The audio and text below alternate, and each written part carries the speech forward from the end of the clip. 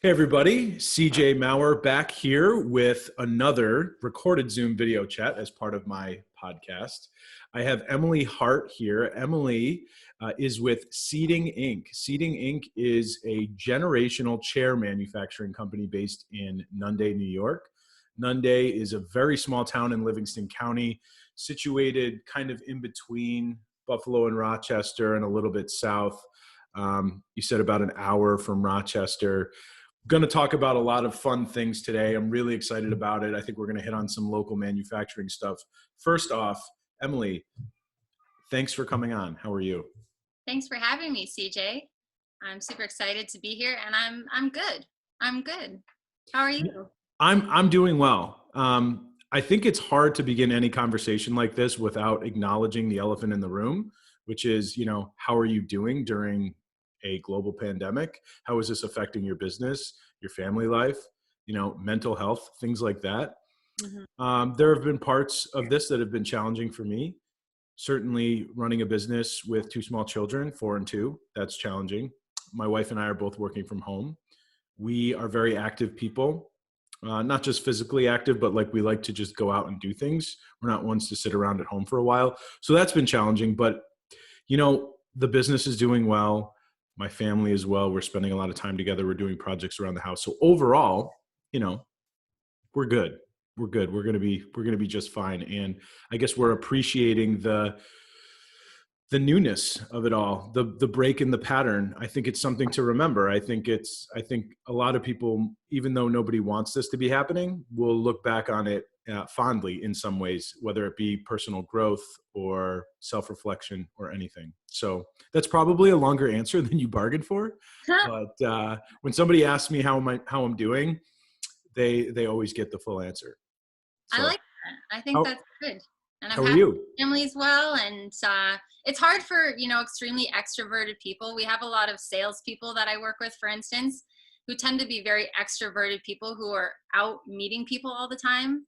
And I think it is challenging, especially if you're that type of a person. I tend to be quite introverted. So for me, it's, I think, a little bit easier to spend time by myself and finding things to do around the house and stuff. But I can appreciate that for people who are very social, it's more challenging. Yeah, that's important because, on one hand, people often confuse introversion with being shy.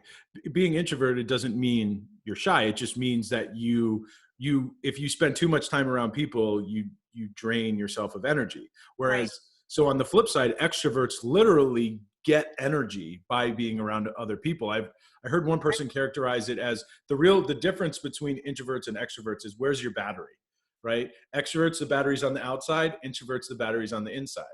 So yeah, it definitely is a hard time. I don't know if by that you were assuming that I was an extrovert. I admit I kind of was, just based on you saying that you and your wife are very active and you're out a lot doing things. I shouldn't have assumed that. And I'm sure that everyone— No, you were right. You were right. Oh, okay. I just wanted to point out that it was cool of you to assume that, and also to point out that this is the first time we talked once on the phone a handful of weeks ago. This is the first time we've seen each other. So I'm really excited about this. You're the first person that I've had on this podcast that I don't have a little bit more of a background with, and I find that super exciting. Wow. Well, this is the virtual experience that we're all in right now, isn't it? That's right. We're meeting people virtually. We're experiencing what that's like to be, through a screen. It kind of weirds me out, and I have to set myself up. Like I told you that I watched part of your podcast about how to look okay on a camera, because it's weird at first. Like, you want to look, decent when you're talking to somebody, but it's weird because you're on a screen. So, well, one of the things I think, super happy to meet you virtually. Oh, me too. This is great. So one of the things I think is worth mentioning about that is, when you were normally one that's just like getting used to being on camera, making sure you look good. But if I'm sure you have sales reps and they go visit clients or prospects, and they probably don't show up in like dirty jeans and a ripped t-shirt or sweatpants, right? They probably wear something semi-presentable, depending on the business or who you're visiting, right? Maybe you're business casual, your business formal, your hair's done, you've showered, right? All of those things, like it's all part of the presentation. You hand a business card, right? So Absolutely. we no longer have those physical touch points. Absolutely. I still think presentation matters. And I'm very curious, when I was going through that whole thing with Neil, and since then, I've been thinking a lot about, I wonder how businesses might respond to creating a structure or some type of process to improve their presentation online. Like basic dress code, realizing that framing, lighting, audio is all part of the presentation, and thinking about this much in the same way we would normally think about dress code, business card, other outreach policies. Absolutely. I think that's genius and super cool. Even if you had everyone, to maintain a sort of cohesive brand image, and it might be fun if everyone on your team, dressed in certain colors and had maybe like some sort of like cute prop or something. Then everyone who has an experience with either a sales rep or someone from your company would have that feeling of your company, which is always important, and I think it does get lost in this sort of exchange a little bit, and it's nice because it's just me and it's just you and we're just individuals when we do this virtual chatting. But Mhm. ultimately, a lot of the times we are representing a business when we do it. And you're right. I think a lot of that, there's room for that to expand in this medium, because I don't think it's going away that soon. And I even think, hopefully we can all get back to work soon. But I think more virtual meetings will be acceptable when you don't need to travel halfway across the country, or you know what I mean? Even if we're back in 100%. the office, it's more acceptable now to say, I want to meet you virtually, and this is actually an important meeting also, you know? Agreed. Even when things go back to normal, I don't think things are going to return fully to the way they are. And I think a big part of that is time. Time is everyone's most precious resource. It is the only resource that we all have the same amount of, right?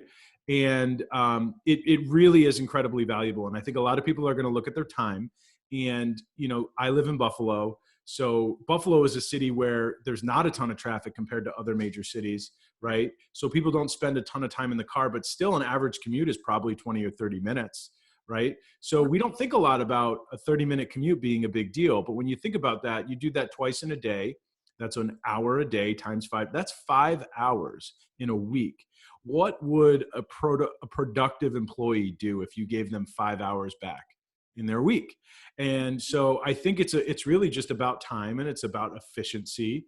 And you're seeing it being reflected already. I saw Google recently said that their employees, regardless of what happens, can work remotely for the rest of the year. Twitter just said that their employees can now work from home forever. Really? Yeah, I just saw that this week. Wow. So I don't know if the tech companies in Silicon Valley are onto something, or if they're indicative of the larger pulse of the business community in this country. But I certainly found that interesting, and I just believe one of my clients actually is the president of a manufacturing company, and what he told me was, I mean, thankfully they're doing well. They're essential. They're still making a lot of stuff. And they're a really great business. And what he said was, quite frankly, like, I don't think I need to be at the office 5 days a week, Mhm. full days to run this company. If I need to work from home a day or two a week, I think I can do that. And I think in instances where he can, right, he has some factory workers who have to show up and run machines, right? But for those people who, have more office jobs, he mentioned that, he would consider instituting a similar policy, especially when you also look at rent. If people Yeah. aren't showing up 5 days a week, maybe you don't need as much office space. So Mhm. yeah, I totally agree with that. So tell me a little bit about your company, Seating So, Inc. yeah, so Seating Incorporated, we're a chair manufacturer here in Nunda, as you mentioned before. We've been here since 1989, and my parents actually started the company. So I was just a little girl when they started it, and I pretty much grew up inside the factory and watched it. Watched our products develop, watch the jobs develop, and watch the company become what it is. So we make chairs for, schools, hospitals, governments across the USA. And and we build really strong chairs, and we build them locally, and we supply locally, and that's what we do. We love making chairs. We're crew And chair builders. Yeah. that is really cool. See, when we first got connected, I didn't know the company existed. Mainly because I'm maybe an hour and a half away. So I guess it shouldn't be fair to assume that I would know. But I have done a lot of work out that way, not in Livingston County, but in Wyoming County, in the Perry area. And, those are small towns. So, there's not a lot of big companies out there. So you guys must be the toast of the town out in Nunda. I do know a couple people from Nunda. I know them and I know them well, and I think very highly of them. So shout out to any of the Nunda peeps if they're watching or listening. Yeah. But I mean, you guys must be one of the biggest employers out there, right? We're a small company. We have about 30 employees. Okay. But in Nunde, that's a good sized company. We Right. do have, once again, Nut Butter is there. They're a pretty big manufacturing organization. They make wonderful organic peanut butter and nut butters. Mm-hmm. But yeah, we're pretty big in Nunde Lumberyard is a pretty big company there in Nunde. But yeah, the jobs that we have are important jobs, and they're local jobs. So our crew can be, not too far away from their kids at their kids' schools in case, whatever happens, they have to pick up their kid, etc. And it's local. A lot of our crew can actually walk to work or just drive a short distance to get there. So it's really, they don't have to drive to the city to work. And that's really valuable for a lot of people.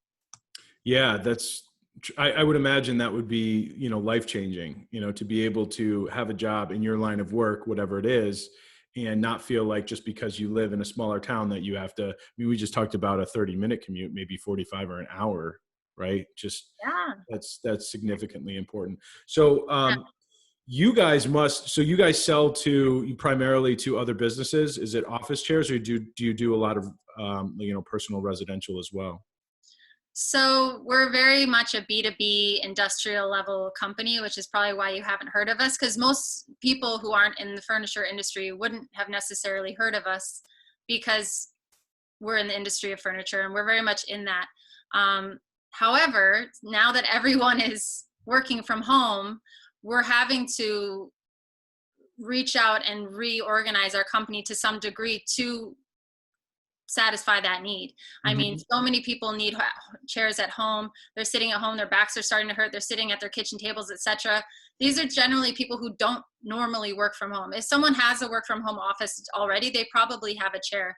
But a lot of people who have been displaced from their offices are feeling the pain of not having a good chair, and they're reaching out to us. So we're responding to that need for the first time ever, because it's really what we've done. We really do B2B, but we are realizing that we're going to have to help people and continue to support people in this time of need where people really need good chairs. And you kind of only realize how much you need a good chair when you're sitting in a bad one and it's starting to hurt your body. 100%. Yeah.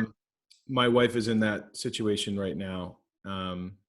But that's really interesting, because a lot of times if you go to work for a company, you are issued a computer, mouse, keyboard, business cards, maybe a Padfolio, or, now these days I know, like, they'll issue headphones, right? Especially in sales environments where you're talking on the phone a lot. And normally those are issued at the office, and you can take them home if you need to, if you have to work from home. I think there's been enough of that where people have grown accustomed to that. Now, all of a sudden, during this whole pandemic, everyone's taking all of the company issued stuff, bringing it home, setting up at home.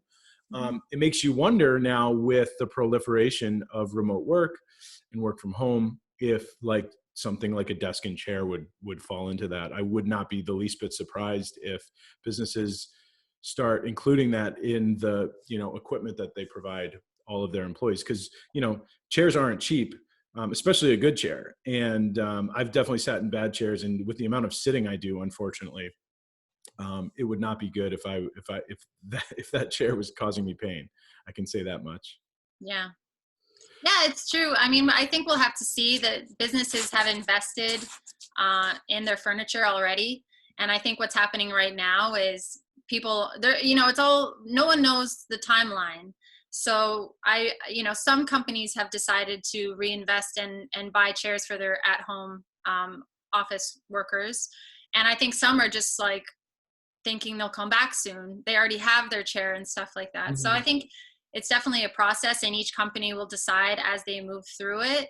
But if more remote work is going to stay, I think that it probably will be a part of what a lot of business owners will do for their people. Yeah. So the industry, my industry, is changing a lot in this which is exciting. You know, not only the work from home aspect, but what are offices going to look like when they reopen? That's a big question. You know, the open office concept, a lot of people are saying, is pretty much done. Like it's run its course, and now people need to be more separated, and spaces need to be more enclosed and stuff. So that's just how, you know, any kind of trend goes, whether it's in fashion, whether it's in office design stuff. Things come and go, and we sort of realize the good aspects of certain styles and designs, and the more difficult aspects, and then we you know, find our way back and forth. Right. 100%. So Yeah, sometimes I wonder if the office will start to take a shape similar to what a co-working space looks like, where you have common areas for people who just, you know, just need to sit at a computer and do work. They're okay if people are around them, whatever. And then anytime somebody has to take a call or be in the meeting, there'll probably be like little small private rooms or conference rooms for people to meet like that. I've wondered, and then it's very conducive for people coming and going as they please. yeah, You know, because I'm somebody who, you know, I started my business formally on December 1st. So I've been working from home since December 1st. I don't have an office yet. I hope to one day. And I enjoy working from home. However, I prefer to have an office. I like the ritual. I need the energy of being around other people. And I think there's some other benefits too. But so I doubt it'll go all the way back the other way. The very interesting thing to think about is whatever hybrid model we land at. yeah. I don't know. And I'm sure you know much more than me, because, you know, you're in the business of helping people, you know, furnish their office spaces. So Yeah. I'm just a joker with an opinion, but I do think about it. So Yeah, I mean, no one really knows. Everyone in the industry is sort of guessing and putting ideas out there to see how they catch and what might be the direction that we're moving. And it really all right now depends on health and the policies put in place for social distancing. Um, and it'll be interesting, you know. I don't think it's ever something that, you know, and it is what it is. I think it's constantly moving, and we have to, as companies, adapt to that as much as possible and provide what's needed, you know. And I think people will always need chairs. So I'm all for standing and moving, and like, I'm, you know, into health and fitness and standing desks and all that. But ultimately, we all sit down for a certain amount of time, especially, you know, just to go off what you said. I love going to the office because that's like my control center. I have everything there. I have nice big monitor. I've got my chair. I've got, like, you know, it's just a good place for me to really get a lot of work done and feel like, you know, I've got my phone there. It's nice being in the office, and there's a buzz, you know, I see the incoming orders. I can walk out and, you know, talk to the production crew. There's definitely a value in our business for being there. no doubt, no doubt. I think it is for a lot, and I'm with you on that. The energy, and I feel more productive sometimes. Yeah. So you mentioned something that I want to latch onto, because it was one of the things that we talked about when we were setting up a time to record this. You know, how great it is that you have a bunch of employees who are local, who don't feel like they have to drive far or go somewhere else to pursue their field.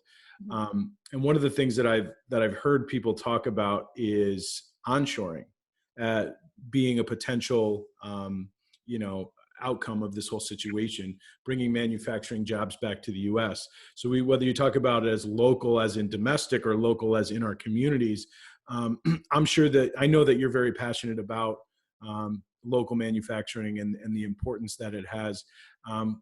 What do you think is important for people to understand when it comes to the importance of local manufacturing? So the first thing I want to say is that I love that we're in a global economy. I'm very much an international person. I love traveling to different countries. I think it's so cool that we have this global economy to work with and creative ideas from everyone around the world.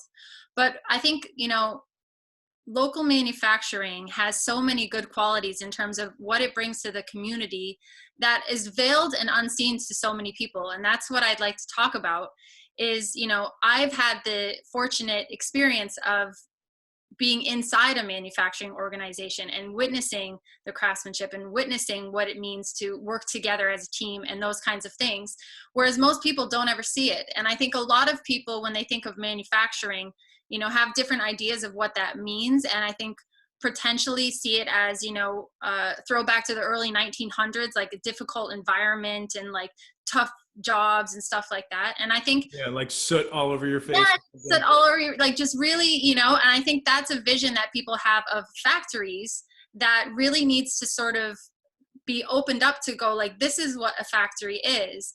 And one of the leaps I want us to try to make as a community is, we value thinking of like a craftsman, one person that has like a phenomenal craft, say they're a woodworker and they just create these beautiful pieces. We all can see the value of that kind of a talent, but somewhere between that individual talent and a crew of people on a production line, the jump is so extreme that people don't realize there's this in-between level of manufacturing. And that's what we do at Seating Incorporated. And that's what I think is really important to the community, because it's an art. It's basically really interesting skills and talents for the community to have. Yeah, art is making something that didn't exist before. Yeah, right? exactly. That's not necessarily always scientific. People may like it, they won't. You put it out there in the world to solve a problem or fulfill a purpose or whatever, and it didn't exist before. That's art. Yeah. Writing is art. People would argue what we're doing is art, although I don't necessarily feel like, like that. But if I was, I would say it meets my definition of art, although I feel silly calling this art because we're just a couple of people having a fun conversation. But yeah, I think that's really profound. What about from the economic standpoint too? Not just from, the perception of why, maybe when there are more people involved in the manufacturing process, the like romantic nature of the solo craftsperson, it kind of subsides. There's certainly that from the perception standpoint, but what about from an economic standpoint? Everybody knows, right? Well, at least has been taught that local manufacturing is better for the economy. Do you think perhaps we underestimate how good it is for our economy and maybe the costs of not supporting local manufacturing companies? Yeah. So I think from an economic standpoint, there are two aspects. One is from a business owner side. And from a business owner side, looking at the demand for a certain product and the price that people are willing to pay and figuring out how you're going to make that happen often means manufacturing gets shipped elsewhere because American labor is very expensive. And then I think, from the consumer point of view, we have to realize that what we're paying for is reflecting in our society and in our communities. And so when we're out there, for instance, asking for higher wage rates and asking, like, we have to realize what that means. You have to invest into what you're asking for, and you have to plant the seeds for what you want to reap. And as we give funds and pay for local products, we're creating the ability for small companies to pay American workers. And that's really, it comes down to that. It's so simple. And I think, I hope I said it as simply as it is, but it really is that, what we're paying into, what we're putting our money into is what develops the opportunity for jobs and for good jobs. Yeah. In the local community. Yeah, that makes sense. So if a product is commoditized, meaning we're only interested in maybe the lowest cost option, then that is going to go to the lowest cost provider, which means it's not going to go to an American manufacturing company, which means we're not going to have American manufacturing jobs. Yeah. I mean, you can follow the paper trail pretty simply on that. Yeah. And it goes, from an individual consumer level all the way to, government levels and large business levels, making those decisions because we see the bottom line and a lot of bid opportunities and everything. It's price point, that's all they're looking at. And some are starting to look at more, and we've realized as a society we have to look at more. But it doesn't make sense, for instance, for the New York State government to buy a foreign product when they have a New York State company here that by buying that product you're creating, you're creating jobs. Yes. It's you know what I mean? It just, Yeah. there should be a way to close the loop that our actions make sense and we don't have to then create these offshoots all over the place to try to create job stimulation. You know what I mean? We wouldn't Yeah. have to try so hard if we just made conscious decisions to support each other locally, Yeah. wherever possible, wherever it makes good sense. Yeah, and I think we're seeing a little bit of a tide change on that. I remember reading something at least 10 years ago where it was like a lot of the domestic auto companies, so GM and Ford and Chrysler, they tried to appeal to our patriotic sensibilities, and they all ran a bunch of campaigns with like John Cougar Mellencamp songs about how these cars were made in the USA, and they really fell flat on their faces. Like they didn't work. And I remember reading something. It was like an article somewhere that somebody just said, like Americans don't care if their cars are made in America, and that's that. They just want them to be good. They want them to, be high quality, and they want them to be affordable and things like that. And Right. I think, this is not for me to say, but I think you can make it. I've heard a lot of people who follow the industry closely make a case that a lot of our domestic auto manufacturers maybe took their eye off the ball for a little while, and have like focused a lot more on making better cars. But I also think that you're seeing a lot more uh, consciousness building over the last several years, I think, in terms of the importance of buying local. I mean, even something like Etsy, you know what I mean? Like you can support a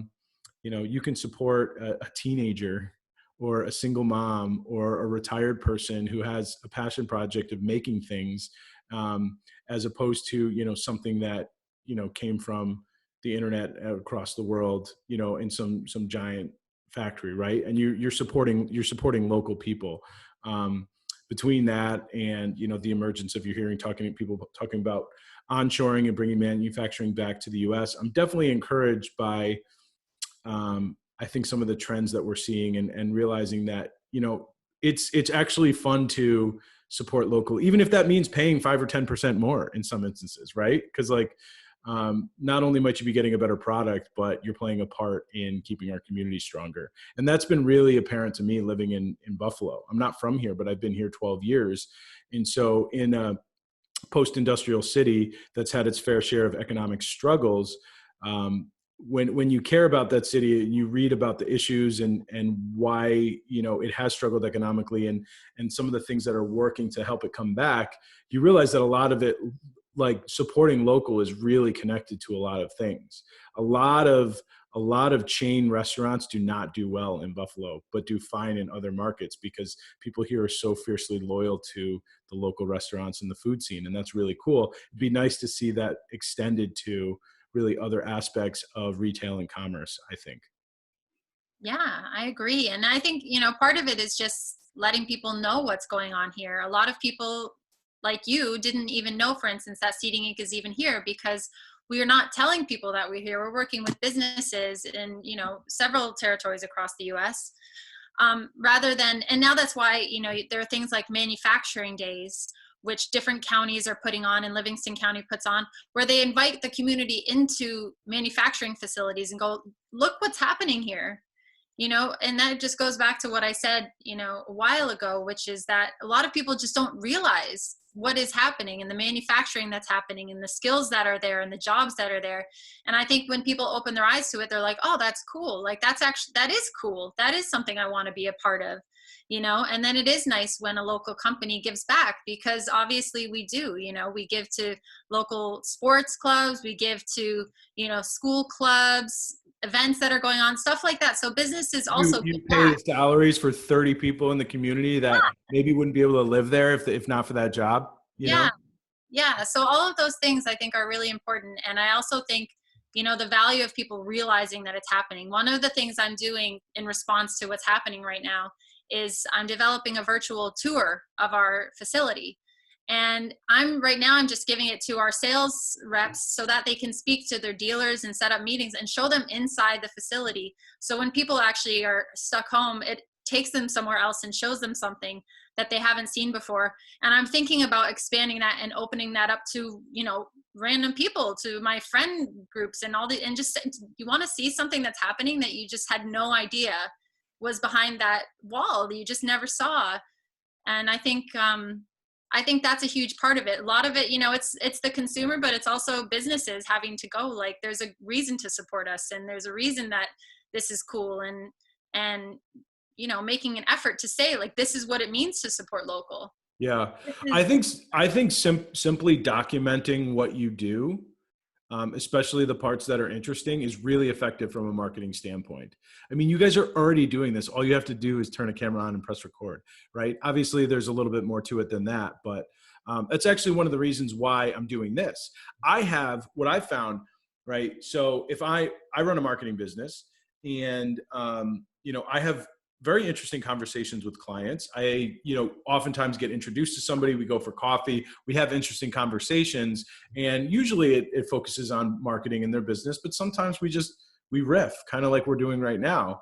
And so, like, having these types of conversations is like a natural part of my business and growing my business. And so I just thought, now I'm at a point where it has to be done through here. So I might as well just do it through Zoom and press record and share it.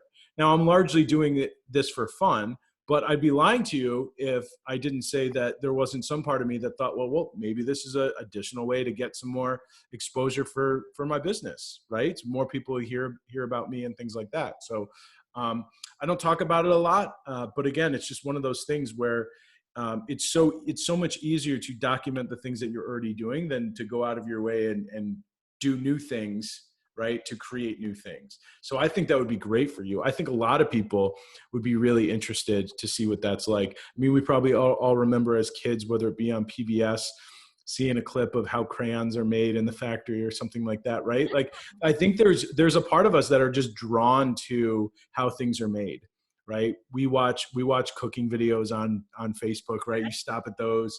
Like, I just think there's something inherently interesting about something coming together. And so I think that would be really good for you to like peel back the curtain and show people how that works. And you'd probably be surprised. There's probably a lot of people who wouldn't be in your target audience, but who would like it just because it's cool to watch. right. And that's what I'm starting to realize in this time of, virtual community, is why not let a few more people see what we're doing and go, like, whoa, there's this thing happening in our town, like, even just so they know that there are these, it makes people feel good to know that there are certain vibrant things happening in their town or in their state or whatever. Yeah. It's nice to be a part of something that's vibrant and interesting. Yeah. It adds something to you, right? It adds something to your life and your community. And yeah, just to add on to what you were saying from a marketing perspective, I think so many of us, our jobs are sort of just something we do. And where I think we're going maybe with this new changing world, etc., is that we're more willing to say, like, this is what I do. Like, I make chairs. I'm the chair girl or whatever. And a blacksmith, for instance, will do that. Like, everyone knows the local blacksmith. I ride horses. Like, that's a part of who he is. And we love having a great blacksmith, and everyone knows the blacksmith and calls him when they need their horse's shoes on, right? And I think so much of that gets lost because we all feel like we almost shouldn't talk about what we do, or either because we don't care, or we just feel like it's too promoty. And I think we don't have to be promoting ourselves. We just say, this is what we do. Yeah. So people go, oh yeah, whereas other people might never know that I make chairs if I don't say I make chairs. You know what I'm saying? It's such a simple thing, Yeah. but I do think that is going to change in our society as we all, through virtual and other things, just are representing our company. To circle back to where we started, I'm here representing a chair company, but by looking at me, you might not be able to tell that, right? I Yeah. have to talk about it. I have to say that's what Right. it is. Pride in your work and Yeah, unwanted solicitation are two different things. You can be very proud in what you do and own it and tell people about it without making them feel like, I don't know, uncomfortable, I guess. yeah, yeah. Yeah. Well, that's really cool. So I'm glad you brought that up, because what I was going to ask about next is, you mentioned earlier that you're an active person, and I was going to ask, so what do you do? What are you doing for fun during all of this? You ride horses? How'd you Right. get into that? I've been riding horses since I was little, since I was 3 years old. So I got into it because my family had horses, and I was lucky enough to get lessons, and so I've just kept that going. I'm very fortunate. I just feel so grateful. One of the great things about being in the rural space that we're in here in Livingston County is there's a lot of open space. Um, So you could just ride a horse wherever, or does it have to be like on your kind of, property? yeah, yeah. Really? Because yeah, we have a lot of open space, so Do you there's ever a lot. ride your horse to a store? Not yet, but I asked my sister recently if it's illegal to take your horse down the road, and she said she didn't think so. I know the Amish communities do it around here. Obviously, they have their horse and carriage and they're on the road, but I didn't know if they had special licenses or anything. But I've definitely thought about it. I'm like, let's go back to horse and carriage. Let's do it. But I know we're not going to. But every once in a while, I kind of wish that there were places that I could tie my horse up at the store. That would be, That's so cool. yeah. You should petition to do that. I've never been on a horse. I wouldn't rule it out, but I am kind of scared of it because they're just massive animals. Yeah. Yeah. But they're pretty gentle most of the time, right? Mm-hmm. Yeah, and you really have to. Horses are very sensitive creatures. They're very big, but they're extremely sensitive. So I think that's what people might not understand when they're scared of horses is that you don't have to do big movements and stuff around them because they're very, very sensitive. Because they're flight animals, so they're looking for danger, and anything little thing will make them jump, etc. Yeah. So there's a I've gone up and like pet them before. Oh, good. Okay. Yeah, so I wouldn't say it's like a deep fear, but like the idea of getting on one Yeah. and riding it, knowing how big they are and what would happen if they were to like buck me, that scares me. Well, you do fall off. I mean, my first riding instructor told me you're no good until you fall off 100 times. So you do Wow. fall off. Yeah, that's the thing. You fall off. I mean, it's when you start young, it's kind of easier because you're just little and you fall off and they pop you back on the pony, and yeah, it's not fun. I don't like falling off. Always wear a helmet. I never ever get on a horse without a helmet, ever. Not for a minute. Just like riding a bike. But it's not just like riding a bike. It's a little different because you've got a live animal with their Yeah. own ideas. Yeah. And yeah. You So can't just go like this to break. right. I mean, there are certain ways that you do certain things, but horses are very, they have their own ideas. They're very much alive and spirited, and that's part of the fun of it, but it also is why it's a little different than riding a You bike. just said Spirited. My daughter loves this cartoon on Disney Plus called Spirit. It's a cartoon of three girls and three horses, and they go out and Ooh. save the day and stuff like that. Write that down because I'm really into, like, I love children's music, and I used to love My Little Pony and stuff like that. So I'm gonna check that out just for my own Yeah, sake. Spirit. It's on Netflix too, I think. Okay, sweet. Yeah, it's got a theme song. She sings it. She's got like a couple of the characters from it. It's really cute. So how many horses do you have? We have 4. Wow, what are their names? Wilson, Houdini, Sam, and Spud. Wow, those are funny names. I guess. Yeah. They're cool. They're awesome. So They're like, are they all males? yeah, they're all males. Yeah. Is there a name for a male horse versus a female horse, like there is with deer, like buck and doe? Yeah. So they're all geldings. A Gelding. female is a mare, Right. Okay. and then there's a stallion. And But what's a stallion? a stallion is a breeding horse, basically. Got it. Okay. Yeah. That's what I figured. I wasn't sure if there was anything else. Cool. Well, listen, Emily, I have really appreciated this conversation. I like you and I like your energy. I think not only was it fun to talk about horses, but I think to a larger point, it was fun speculating with you on everything that's going on, where this is going, the importance of local manufacturing. I want to thank you so much for taking some time out of your day to chat with me, and maybe we can do it again sometime. Cool. Thanks, CJ. It's really cool that you're doing this, and keep it up. Thank you so much. Take Have a care. great day.